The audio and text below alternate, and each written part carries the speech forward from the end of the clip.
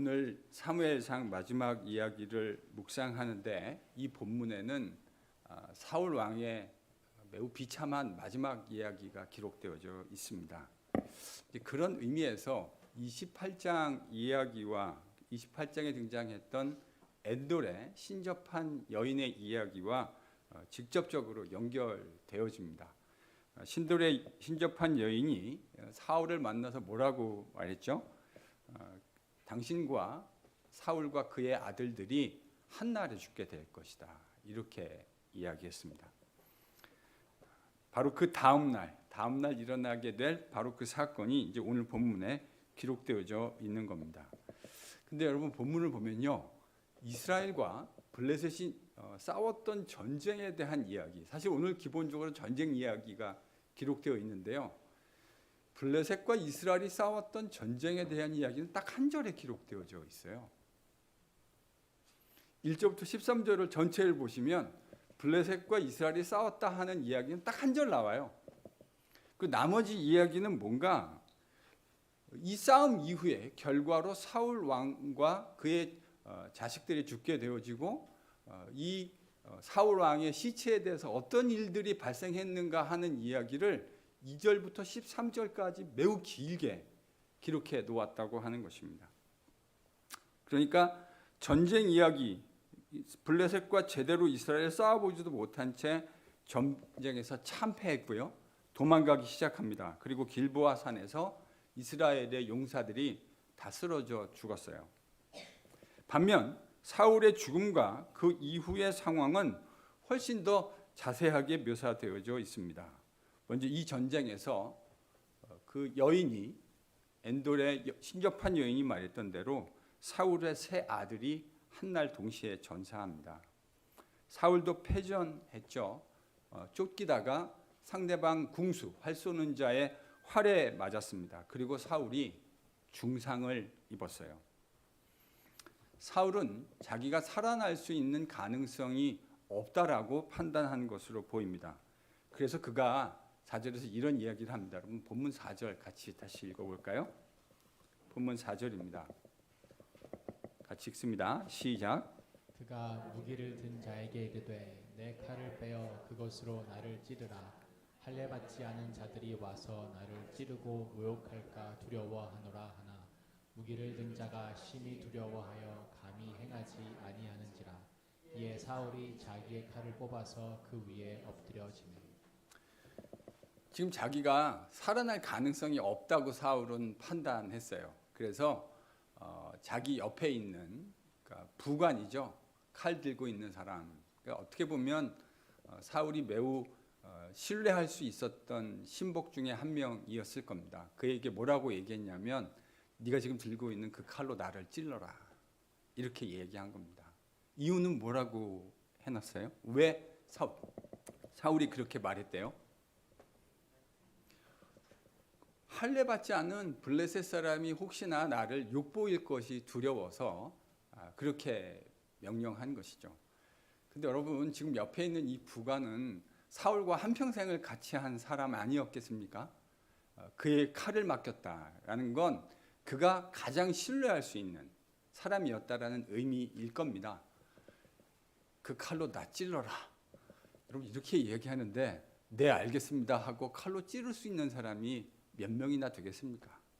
이 부관은 일평생 가장 가까운 거리에서 사울을 왕으로 모셨던 사람일 겁니다. 그가 찌르지 못하죠. 사울이 알아요. 이 사람이 자기를 지금 찌르지 못하라는 걸 알고 어떻게 했다고요? 스스로 그 칼 위에 엎드려져서 죽었다. 성경 그렇게 기록해 놓았습니다. 그런데 사울에 대한 묘사가 그렇게 끝나지 않아요.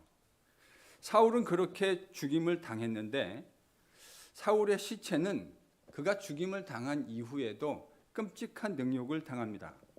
블레셋 군사들이 다음날 전쟁터에 와서 사울이 죽었다라는 것을 발견했습니다. 여러분 이 말은 무슨 말이냐면 블레셋 군사들은 아직 사울 왕이 죽었다라는 걸 전쟁 치르는 과정에서 몰랐다는 의미일 겁니다. 보통 이제 전쟁이 끝나고 나면 전리품들을 수집하는데 상대방 병사들이 사용했었던 갑옷이라든지 칼 같은 것들은 전리품으로 수거해서 그들이 사용했던 거예요. 그런 목적으로 전리품들을 수거하기 위해서, 시체들을 수습하기 위해서 블레셋 군대가 나갔는데 딱 봤더니 이 사울의 아들들과 사울 왕이 이미 전사에 있었던 겁니다. 그래서 그들이 사울 왕의, 이미 죽은 사울 왕의 머리를 베었다고, 그리고 그의 몸은 벳산 성벽에 못 박아 놓았다. 자신들이 이스라엘과의 전쟁에서 승리했고 적국의 왕인 이스라엘의 왕 사울을 이렇게 죽였다라는 걸 과시하려는 목적이 있는 행동입니다. 흥미로운 건 사무엘상 저자가요, 전쟁 이야기는 딱 한 절을 했는데 사울 왕이 어떻게 죽게 되었는지 그 비참한 죽음의 이야기를 아주 길게 기록해 놓았고, 죽은 후에도 그의 시체가 어떻게 훼손되게 되었는가 하는 이야기를 2절에서 13절까지 기록해 놓았어요. 포션으로 보더라도 너무 비교가 안 되죠. 전쟁 이야기는 딱 한 절, 사울 왕의 죽음과 죽음에 이르는 과정과 그의 시체가 손상되어진 건 12절에 길게 기록해 놓았다는 겁니다. 사무엘상 저자는 사울의 비참한 죽음을 이렇게 자세하게 묘사해 놓았습니다. 전쟁 이야기는 짧게 했고 사울의 죽음과 그의 사후 시체가 당한 수치스럽고 비참한 최후를 왜 이렇게 자세하게 기록해 놓았다고 생각하세요?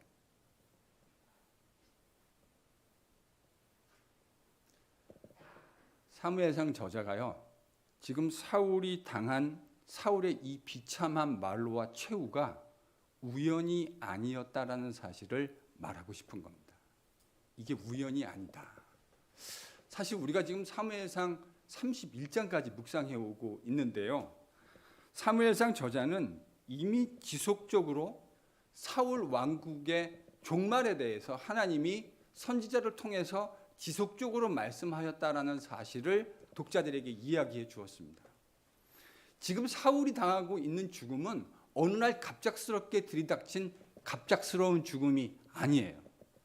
이건 이미 하나님이 선지자 사무엘을 통해서 사울에게 수도 없이 말씀하셨던 내용의 현실이 되어진 이야기입니다. 지금 사울이 당하고 있는 그의 마지막 이 모습이 우연이 아니라고 하는 말입니다. 하나님은 사울의 인생에 수도 없이 관여하셨고요, 그의 인생에서 수도 없이 말씀하여 주셨습니다. 여러분, 저는 사울이 처음에 시작이 참 좋았다고 생각합니다. 근데 그의 왕으로서의 인생이 꼬이 시작하는 첫 번째 사건이 이제 이 아말렉과의 전투가 아니었을까 싶습니다. 하나님은 아말렉과의 전투에서 사울에게 아말렉을 철저하게 진멸해라.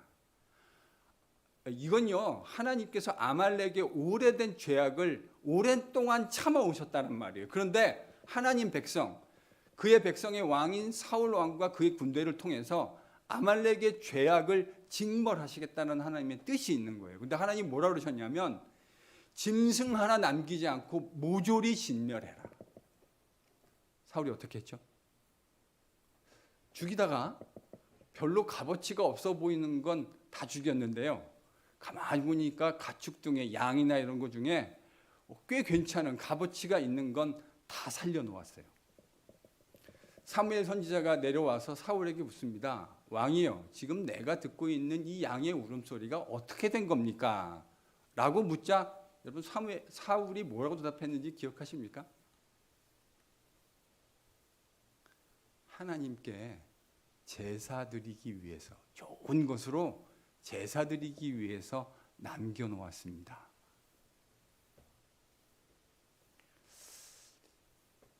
정말 뻔뻔한 거짓말 아닙니까? 그의 목적은 하나님께 제사 드리기 위해서 좋은 가축을 살려놨던 게 아니에요. 그 좋은 가축 죽이는 것보다 자신의 소유로 삼는 것이 더 좋겠다고 자신의 생각에 옳은 대로 판단했던 것이죠. 저는 이것이 사울의 말로가 시작되어지는 전 시점이라고 생각해요. 그뿐만이 아닙니다. 다윗이 이제 이스라엘의 영웅으로 등극하게 되어지자 사울은 시종일관, 자신의 아들 같은 거 아닙니까? 딸하고 시집했으면 사위고, 사위면 이제 아들 같은 사람인데 그 아들을 어떻게 해서든지 죽이려고 혈안이 되어 있었습니다. 이게 오죽이나 안타까웠으면 자기가 사랑했던 아들 요나단이 사울을 찾아가서 뭐라고 직언을 했죠? 아버지, 다윗이 아버지에게 그렇게 죽임을 당한 잘못한 일이 뭐가 있습니까?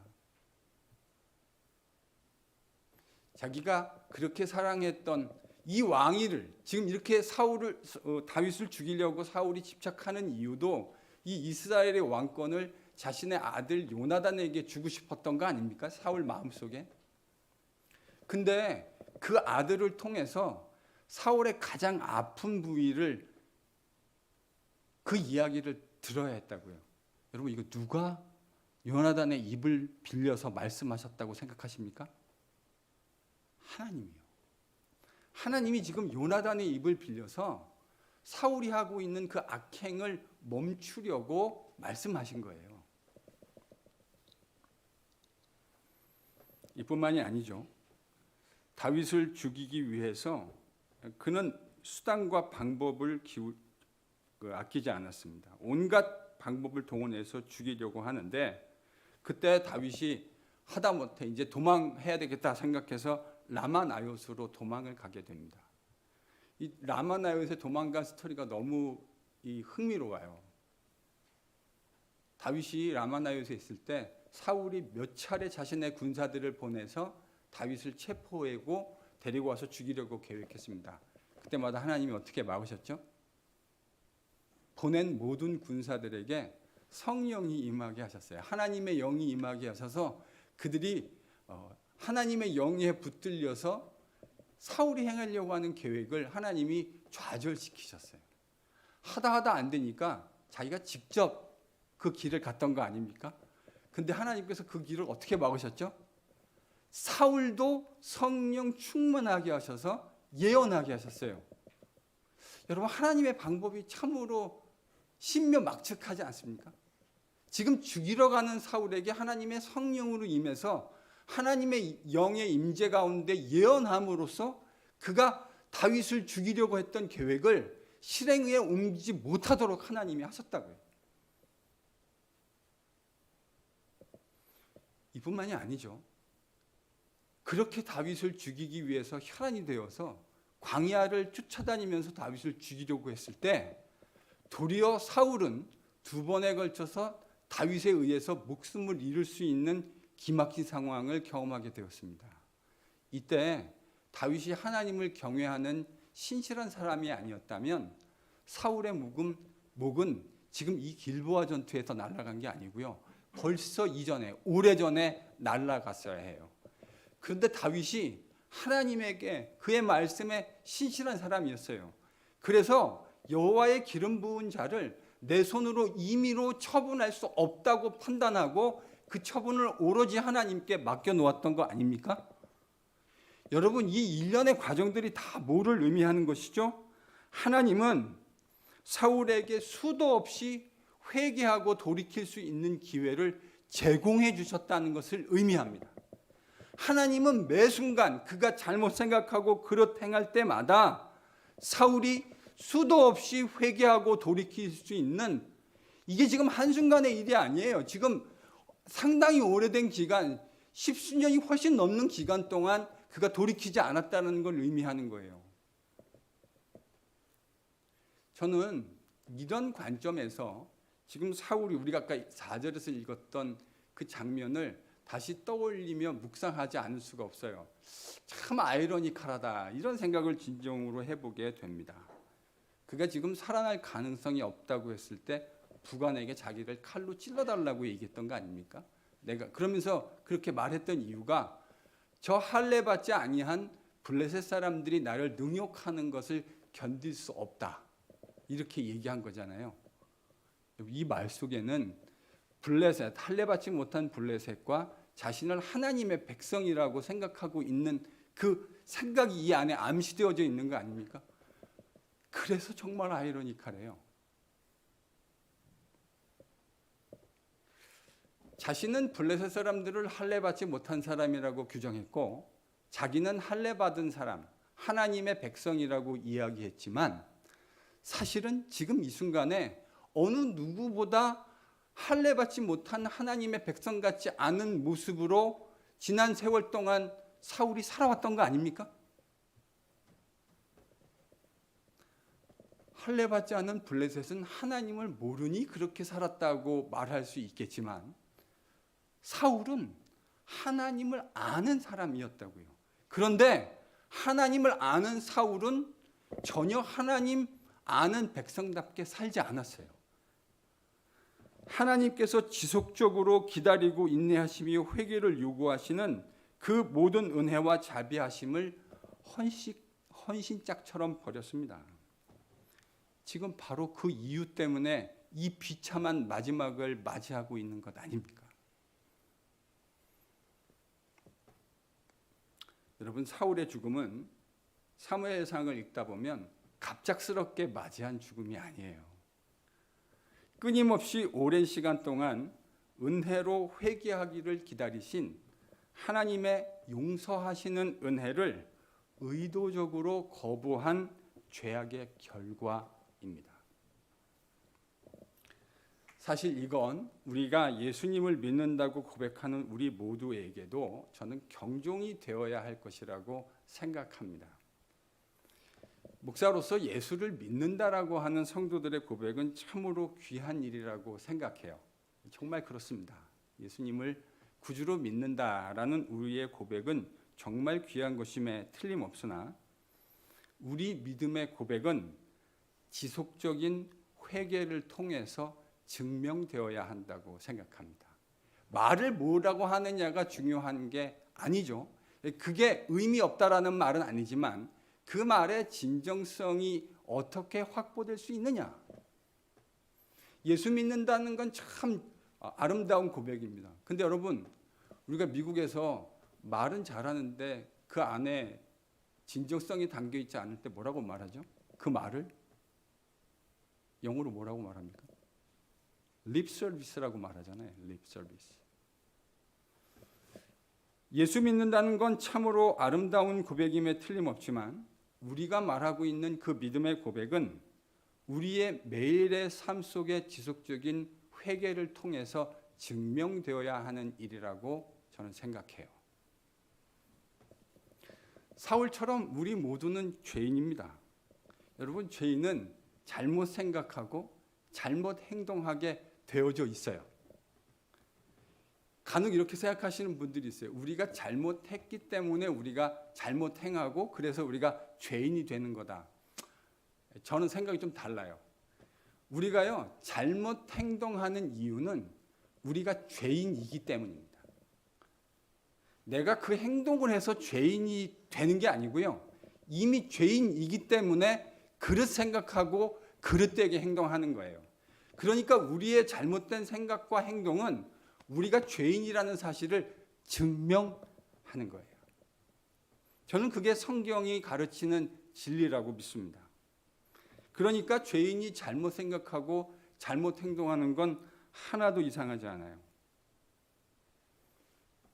여러분, 잘못 생각하고 잘못 행동하는 죄인에게 하나님이 베풀어 주시는 은혜는 하나님이 여전히 말씀하여 주신다는 사실입니다. 저는 하나님이 말씀하여 주시는 동안은 희망이 있고 소망이 있다고 생각하는 목사입니다. 하나님이 사울에게만 말씀해 주시는 게 아니고요. 저와 여러분에게도 동일하게 말씀해 주십니다. 여러분, 우리 모두는 죄인입니다. 죄인은 잘못 생각하고 잘못 행동하게 되어 있어요. 그게 우리 모습이라고요. 그게 우리의 실존이고 존재라고요. 그런데 하나님이 말씀하세요. 사울에게만 말씀하신 게 아니고 우리에게도 동일하게 말씀하여 주십니다.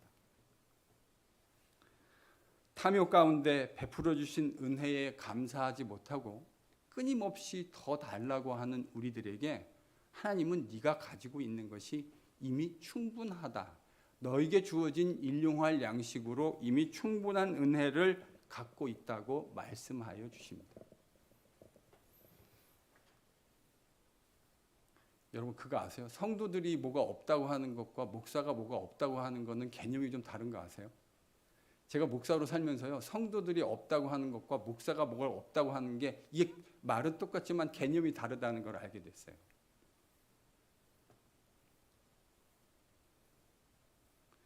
자족함이 없는 것이죠. 여러분 우리가 하나님의 주신 것에 만족함이 없다고 하는 것, 이건요 사실은 믿음에 연관된 내용인 거 아세요? 왜 자꾸 더 많이 축적해 놓으려고 하는 것이죠? 그것 안에서 시큐리티를 확보하려고 하는 인간의 생각입니다. 근데 여러분 만나의 원리가 뭐죠? 하나님께서 매일같이 공급해 주신다.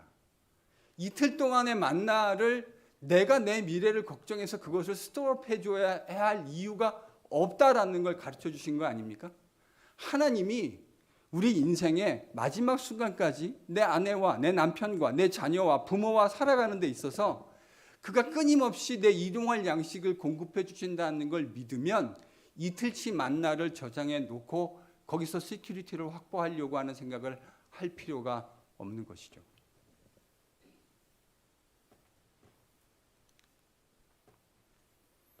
분냄과 성냄을 거두지 못하고 지속적으로 불평하는 우리들에게 하나님은 스스로 돌아보고 말씀의 빛 아래서 스스로 성찰해 보라고 말씀하십니다. 저는 예수 믿는 사람은 잘못 생각하지 않고 잘못 행동하지 않는 사람이라고 단 한 번도 생각해 본 일이 없어요. 여러분 예수 믿는다고 해서 잘못 생각하지 않고 잘못 행동하지 않는 것이 아니에요. 물론 그렇게 되면 정말 좋겠긴 하겠어요. 저도 좋겠어요. 그러나 예수 믿어도 잘못 생각하고 예수 믿어도 잘못 행동할 수 있을 때가 의외로 많습니다. 그러한 행위들을 접고 돌이키라고 하나님은 모든 순간에 우리의 양심 속에 지금도 말씀하여 주십니다. 하나님의 은혜와 십자가 사랑을 아는 사람은 잘못 생각할 수 없고 잘못 행동할 수 없는 사람이 아닙니다. 십자가 사랑과 하나님의 은혜를 아는 사람은 우리의 잘못된 생각과 그릇된 행위 앞에서 여전히 말씀하시는 하나님의 음성을 목자의 음성으로 듣는 사람입니다. 이 목소리를 청종할 때 진짜 하나님이 원하시는 회개가 가능해지기 때문입니다. 여러분 어떤 이유에선가 하나님의 말씀이 여러분의 인생에 들리지 못하게 하는 순간들을 경험하실 때가 있어요. 저는 이렇게 판별하거든요. 어떤 이유에선가 죄인이요 하나님이 원하시는 대로 살려면 하나님이 하시는 말씀이 매 순간 들려야 돼요. 아까 제가 죄인의 특징이 뭐라고요? 잘못 생각하고 잘못 행동하게 되어 있다고요. 이게 저와 여러분이 가지고 있는 본성이에요. 그러니까 잘못 생각하고 잘못 행동하는 우리에게 끊임없이 하나님의 목소리가 들리는 기간 동안 저는 소망이 있는 거라고 생각해요.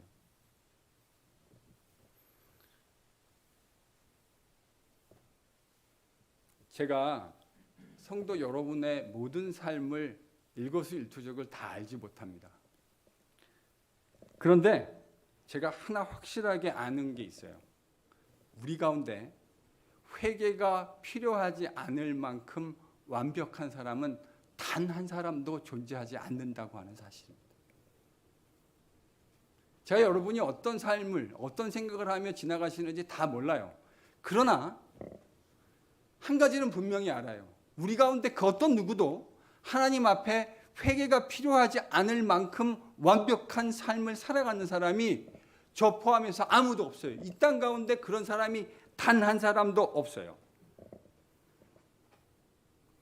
그런 의미에서 여러분 오늘 말씀의 빛 아래 그 말씀의 거울 앞에 스스로를 정직하게 비추어 보실 수 있기를 소망합니다. 그리고요, 그 말씀의 빛 앞에서 삐뚤어진 옷 매무새가 있다면 다시 단정하게 정리하십시다. 단호하게 끊어야 할 죄가 있다면 끊으십시다. 마치 개가 자기가 먹다 토한 음식을 다시 핥아서 먹는 것과 같은 습관적으로 반복하는 하나님 앞에서의 죄악이 있다면 오늘 이 설교를 듣는 과정에서 기억해내고 끊어낼 수 있는 은혜가 저와 여러분에게 임할 수 있기를 축원합니다. 하나님이요, 오늘 이 사울의 마지막 이야기를 우리에게 우연히 듣게 하시는 것이 아니라는 사실을 기억하셔야 합니다. 오늘 본문에서 또 한 가지 흥미로운 사실은 이스라엘과 전쟁에서 블레셋이 승리하고 난 후에 그들이 취했던 여러 가지 반응들에 있습니다. 여러분 먼저 7절을 같이 한번 읽어볼까요? 본문 7절입니다. 같이 읽습니다. 시작. 골짜기 저쪽에 있는 이스라엘 사람과 요단 건너쪽에 있는 자들이 이스라엘 사람들이 도망한 것과 사울과 그의 아들들이 죽었음을 보고 성읍들을 버리고 도망하매 블레셋 사람들이 이르러 거기에서 사니라. 전쟁이 일어나고 난 다음에 여러분 블레셋은 기본적으로 서쪽에 사는 사람들이었어요. 그래서 동쪽으로 가서 이스라엘과 싸웠던 것이죠. 근데 거기에 있는 골짜기, 이 골짜기가 전쟁이 지금 벌어졌던 곳인데 이스라엘이 많이 죽었잖아요. 그 골짜기 근처에 살았던 이스라엘 사람들, 요단 건너편이라는 말은 요단 동편을 말하는 겁니다. 원래 이스라엘 땅 지파 분배할 때 므낫세 반지파는 요단 서편, 또 다른 반지파는 동편에 거주했잖아요. 전쟁이 이스라엘의 참패로 끝났다는 것을 알아차린, 그리고 사울과 그의 세 아들이 모두 죽임을 당했다는 사실을 본 이스라엘 사람들이 혼비백산해서 자기가 살고 있던 성읍을 다 버리고 도망하기 시작했습니다. 그리고 그 자리를 누가 차지했죠? 블레셋 사람들이. 그러니까 사람들이 저항하지 않고 거의 무혈 입성을 한 거예요. 다 버리고 도망갔으니까. 그러니까 그 모든 성읍들. 그러니까 블레셋 영토는 많아졌고요. 이스라엘 영토는 하나님이 주신 가나안 땅에 분배해 놓던 영토가 줄어드는 거예요. 이게 사실 인간 세상에서 일어나고 있는, 전쟁이 일어나면 일어나는 일 아닙니까? 여러분 걸프 전쟁 할 때 제가 지금도 기억해요. 미국 대통령이, 누구라고 이름은 밝히지 않겠습니다. 미국 대통령이 나와가지고 우리는 걸프 지역에 있는 이라크의 유전에 대해서, 오일에 대해서 아무런 관심 없다, 이렇게 얘기했습니다. 제가 그 기사를 보고요 피식 웃었어요. 여러분 그 거짓말을 믿어도 되는 겁니까? 러시아도 똑같은 말을 했고요. 프랑스랑 영국도 똑같은 말을 한 거 아십니까? 근데 걸프전이 종결되고 나서 미국, 러시아, 영국, 프랑스 국가 지도자들이 모여서 제일 먼저 한 일이 뭔지 아십니까? 그 유전 어떻게 분배할 것인가 가장 먼저 결정한 게 그거 한 거예요. 예나 지금이나 전쟁에서 진 쪽은 모든 것들을 잃게 되어 있는 것이죠. 지금 블레셋이 그런 일을 한 겁니다. 이제 진짜 흥미로운 건, 여기까지는 당연히 예측할 수 있는 거예요. 누구나 다 예측할 수 있는 건데 진짜 흥미로운 부분은 9절에서 10절입니다. 여러분 9절과 10절을 같이 읽겠습니다. 시작. 사울의 머리를 베고 그의 갑옷을 벗기고 자기들의 신당과 백성에게 알리기 위하여 그것을 블레셋 사람들의 땅 사방에 보내고 그의 갑옷은 아스타롯의 집에 두고 그의 시체는 벳산 성벽에 못 박으니. 자, 블레셋이요 모든 걸 차지하고 난 다음에 사울 왕의 시체에 어떤 훼손을 했는가 하는 이야기가 기록되어 있습니다. 그의 목을 잘라서, 마치 다윗이 골리앗과의 전쟁에서 이긴 후에 이미 쓰러진 골리앗의 목을 베었던 것처럼 지금 블레셋 사람들이 사울 왕의 목을 베었습니다. 그리고 그 베인 목을 상자 같은 것에 집어넣었겠죠. 그래서 블레셋 지역엔 여러 성읍들에게 이걸 다 서큘레이트 되도록 했다는 거 아닙니까? 뭐 말하고 싶은 거죠? 우리가 적군인 이스라엘과의 전쟁에서 완승을 거뒀다. 적장이었던 이스라엘 왕이 지금 이 상자 안에 그의 머리가 담겨져 있다. 그리고 머리가 없이 몸만 남겨져 있는 사울의 시체는 어떻게 했다고요? 벳산 성벽 안에다 못으로 쳐서 박았어요. 자신들이 승리했다라는 걸 이렇게 과시한 겁니다. 흥미로운 이 다음 이야기인데요. 그의 몸에서 갑옷을 벗겼다. 지금 이렇게 얘기해 놨잖아요. 그 갑옷을 어디다 보관했다고 기록해 놓았습니까? 어디다가요? 아스다롯이 있는 신전. 이건 블레셋이 섬겼던 이방 신상이 있었던 신전을 말하는 겁니다. 거기다가 지금 피가 묻었을 낭자할 사울의 갑옷을 거기다 보관해 놨어요. 여러분, 이게 어떤 스토리가 생각나시죠? 골리앗이 죽은 다음에요, 골리앗의 칼을 높당에 있는 제사장이 있는 집에다가 보관해 놨던 것을 떠올리게 만듭니다. 우리한테는 좀 이상하게 우리의 문화 안에는 잘 없는 거기 때문에 이상하게 느껴질 수 있지만, 사실 이건 고대인들의 독특한 생각을, 그들의 신앙을 반영하는 행동입니다. 고대인들은요, 국가 간의 전쟁을 각 나라의 신들 간의 전쟁이라고 생각했어요. 그래서 상대방의 유력한 왕이나 장수가 착용했던, 그러나 우리에게 져서 그로부터 탈취한 무기나 갑옷 이런 것들을 자신들의 신이 있는 신상의 신전 앞에다 갖다 놓고 보관했어요. 뭘 말하고 싶은 거죠? 우리가 섬기는 아스타롯이 이스라엘의 야훼 하나님보다 훨씬 더 힘세고 강력한 신이다. 아스타롯이 이스라엘이 섬기는 야훼보다 훨씬 강력한 신이라 우리가 오늘 승리를 얻었고, 그 승리의 결과로 주어졌던 사울 왕이 입고 있었던, 착용했던, 전쟁에서 입었던 바로 그 갑옷을 신전 앞에다가 갖다 놓았던 것이죠. 이건 이스라엘의 신보다 아스다롯이 훨씬 더 강력하다고 믿고 있었던 그들의 생각을 반영한 행위입니다. 제가 여러분들에게 묻고 싶어요. 진짜 그런 거예요? 정말 그렇습니까? 아스다롯이 더 강력해서 이스라엘의 하나님보다 더 힘이 세고 능력이 많기 때문에 이스라엘이 진 겁니까? 사무엘상은 사무엘이 아말렉과의 전쟁에서 하나님에게 불순종한 이후로 지속적으로 하나님의 말씀에 불순종해왔다는 사실을 이야기했습니다. 그런 의미에서 오늘 사울의 패배는 사울의 패배이기는 하지만 결코 하나님의 패배가 아닙니다. 사울이 패배한 거 맞아요. 틀림없이 그의 불순종과 하나님의 말씀에 순종하지 않는 그의 패역함의 결과로 오늘 이 결과, 이스라엘의 처참한 참혹한 패배가 드러난 건 사실이지만, 이 패배는 결코 하나님의 패배일 수 없습니다. 왜 그렇죠? 여러분, 이게 왜 사울의 몰락과 사울의 패배일 수 있지만 하나님의 패배일 수 왜 없는 거죠? 그 이유가 뭡니까? 제 대답은요, 사무엘 하가 남아있기 때문입니다. 사무엘 하가.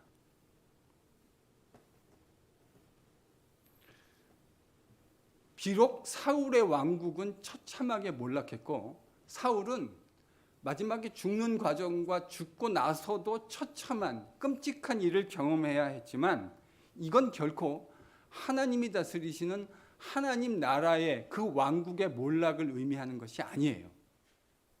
사울의 왕국의 몰락일 수 있지만 사울 왕국의 몰락이 하나님 나라의, 하나님 왕국의 몰락이 아니라는 사실을 사무엘상 저자는 우리에게 알려주고 있는 거예요.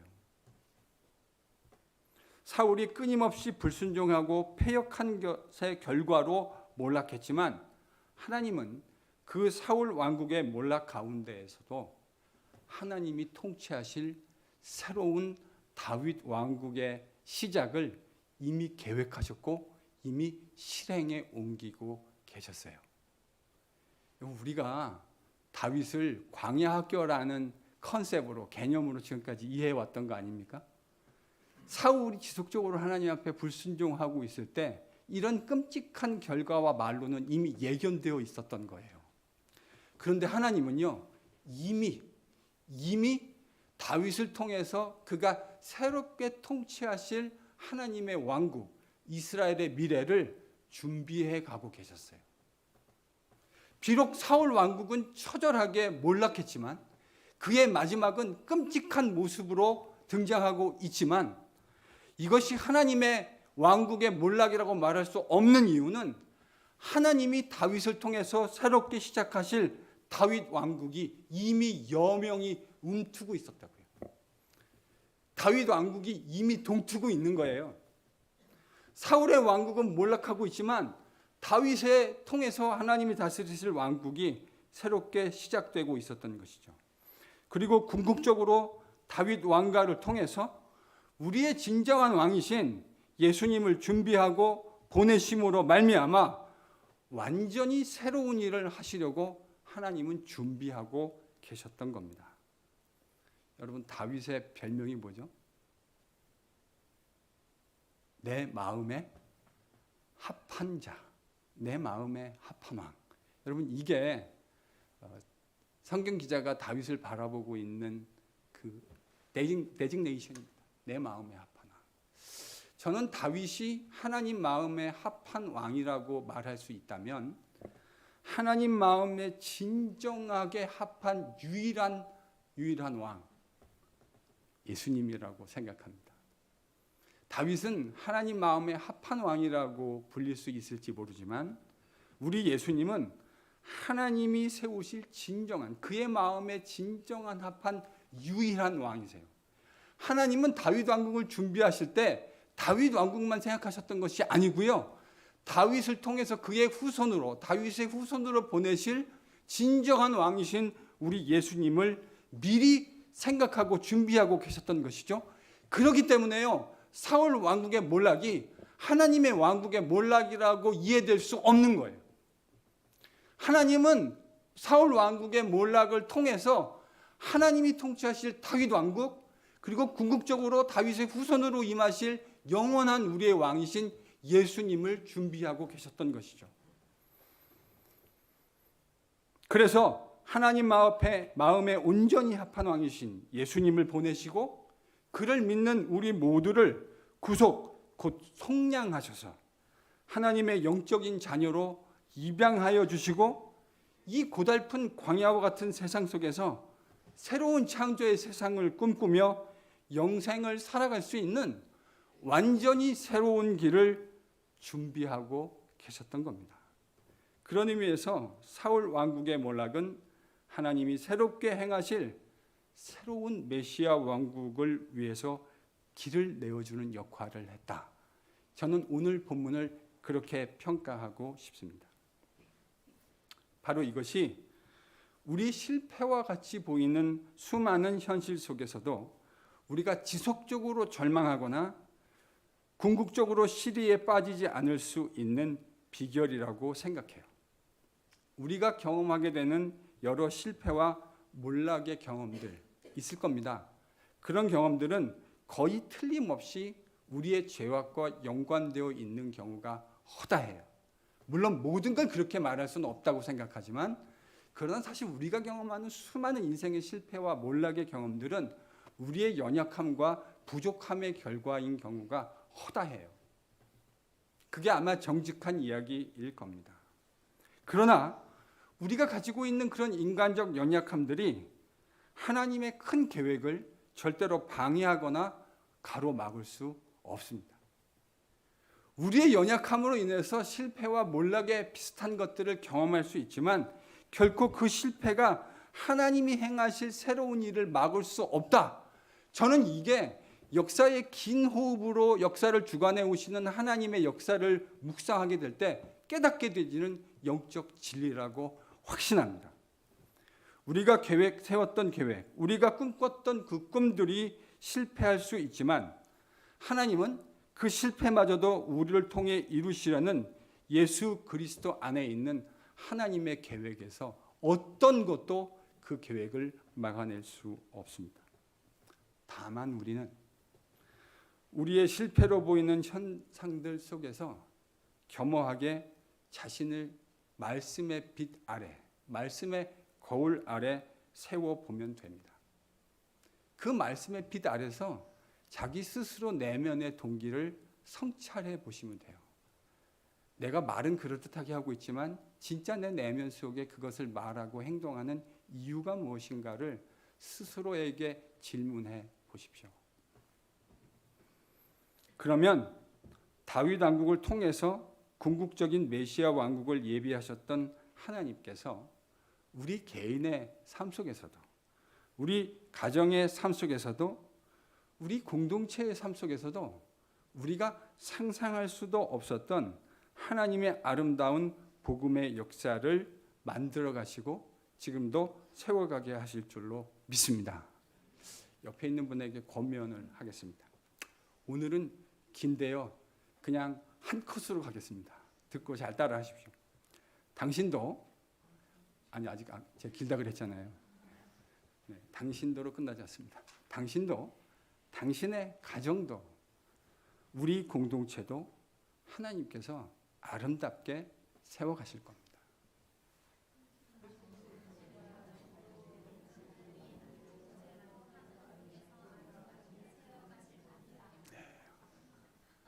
역시 브레인들이 젊은 사람들이라 다른 것, 좀 젊은 것 같아요.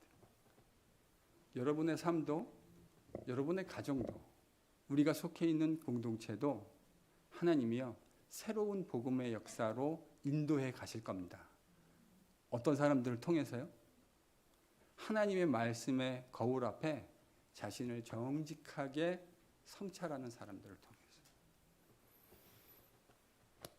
그럴듯하게 말을 하는 건 참 좋은 일일 수 있겠지만 더 중요한 건 그 그럴듯한 말이 내 행동을 통해 진정성 있게 표현되어지는 것이고, 저는 죄인의 가장 진정성 있는 반응은 하나님의 말씀 앞에 끊임없이 회개하는 일이라고 생각합니다. 여러분 죄인이시죠? 죄인이세요? 죄인이에요. 그러니까 죄인이기 때문에 잘못 생각하고 잘못 행동하는 것, 저는 전혀 이상하다고 생각하지 않아요. 여기까지는 괜찮아요. 문제는 여기에요. 잘못 생각하고 잘못 행동할 수 있는데요. 그때 누가 말씀하시죠? 하나님이요. 사울을 통해서만 말씀하시는 게 아니고요. 여러분의 아내와 남편을 통해서, 여러분의 공동체의 자녀들을 통해서, 여러분의 교회의 목사를 통해서 여러분에게 하나님의 말씀을 들려주신다고요. 바로 그때가 중요해요. 그 이야기를 듣고 하나님이 원하시는 말씀의 원리 앞에 내 동기를 쳐서 복종하고 순종하게 되어질 때, 비록 실패하고 무너졌고 몰락했다고 하는 생각이 들지라도 바로 그 자리에서 하나님이 하시는 새로운 역사의 능력들이 나타나게 되는 것이죠. 예수를 믿는다는 건 여러분 바로 이거를 믿는 거예요. 그래서 실패하고 좌절하고 몰락하면 낙담되지 않는 사람이 세상에 누가 있겠어요. 그러나 영원히 그 안에서 침잠하지 않을 수 있는 이유, 예수 그리스도의 복음이 우리를 새롭게 하시고 하나님이 새롭게 하시는 생명수의 역사가 바로 그렇게 말씀에 순종하는 사람들을 통해 오늘도 역사와 우리의 가정 속에, 공동체 속에 이루어져 가기 때문입니다. 사랑하는 성도 여러분, 그러니까요 진짜 중요한 건 오늘 이 사울의 비참한 결과들을 보며 우리가 이 말씀의 빛 아래서 우리 스스로를 성찰해 보는 거예요. 여러분 하나님 말씀 잘 듣고 계세요? 하나님이 하시는 그 말씀 앞에 귀를 쫑긋 세우고 내가 순종하겠다는 마음으로 그 음성 앞에 반응하고 계십니까? 여러분이 그렇게 사시는 한 하나님이 끝까지 여러분의 인생을 책임져 주실 줄로 믿습니다. 인도해 주실 줄로 믿습니다. 하나님이 하시는 새로운 생명의 역사가 여러분의 가정과 여러분의 삶과 우리 공동체의 삶 속에 아름다운 모습으로 열매 맺을 수 있게 되기를 예수님의 이름으로 축원합니다. 함께 일어나서